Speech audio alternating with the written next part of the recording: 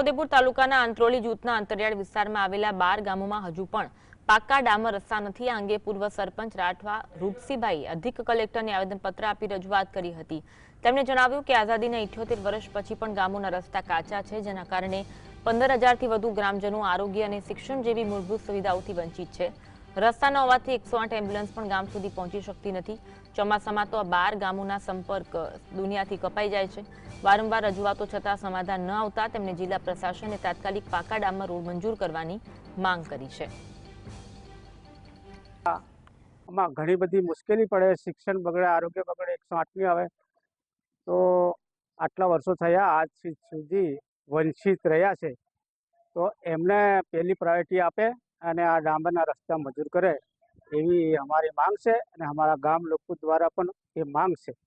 વર્ષોથી આની માંગ સરકાર પર વિશ્વાસ કર્યો છે અને 30 વર્ષ લગી સરકારને અમુક વટ આપ્યો છે, તો આજ દિન સુધી રસ્તા નથી થયા કે આજે લોકોમાં માંગની બહુ આક્રોશ છે।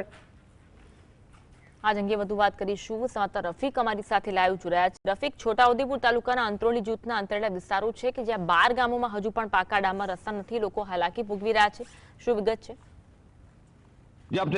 છોટાઉદેપુર જિલ્લાના છેવાડાના ગામો છે જે અંત્રોલી જૂથ ગ્રામ પંચાયત વિસ્તારના છે, તેના લોકો જિલ્લા કલેક્ટરને આવેદનપત્ર આપ્યું હતું અને જણાવ્યું હતું કે 12 ગામોમાં અલગ અલગ ફળિયાઓને જોડતા રસ્તા છે તે બનતા નથી, જેના કારણે 108 એમ્બ્યુલન્સ પહોંચતી નથી। વિકાસની ગુલમાંગો વચ્ચે આ લોકો ત્રાસી જઈને છેલ્લે જિલ્લા કલેક્ટરને આવેદનપત્ર આપ્યું છે। વખતો વખત માંગણી કરી છે રસ્તાની, પરંતુ સરકાર માંગણી સંતોષતી નથી।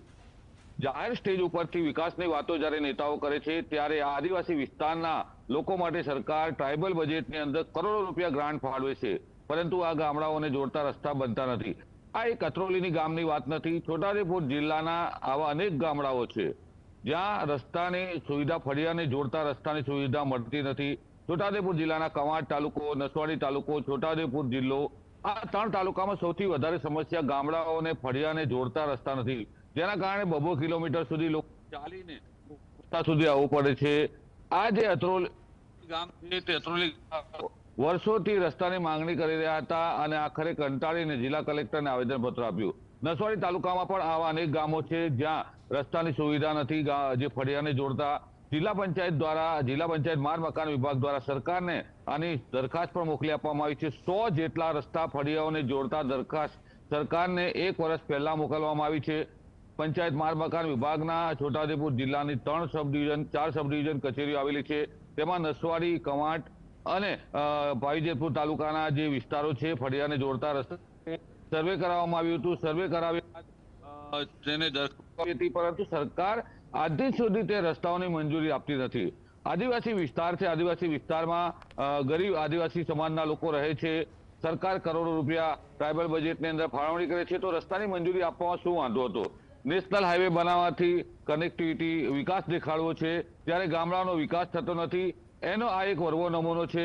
3 ધારાસભ્યો છોટાઉદેપુર જિલ્લાના ભાજપના, જે સાંસદ પણ ભાજપના છે, ત્યારે સરકારમાં આક્રમક રજૂઆત કરે અને આવા જે ગામડાઓને જોડતા રસ્તા છે તે વહેલી તકે મંજૂર કરાવે, તો આ આઝાદી પછી આટલા વર્ષો વીતી જવા છતાંય જ્યારે ગામડાના આદિવાસી સમાજને જોલીમાં નાખીને સારવાર માટે લાવવું પડતું હોય, 108 એમ્બ્યુલન્સ ના પહોંચતી હોય, ત્યારે વિકાસના દાવાઓ કરવામાં આવે છે, પરંતુ આ વિકાસના દાવાઓ હાલ પોકળ સાબિત થઈ રહ્યા છે।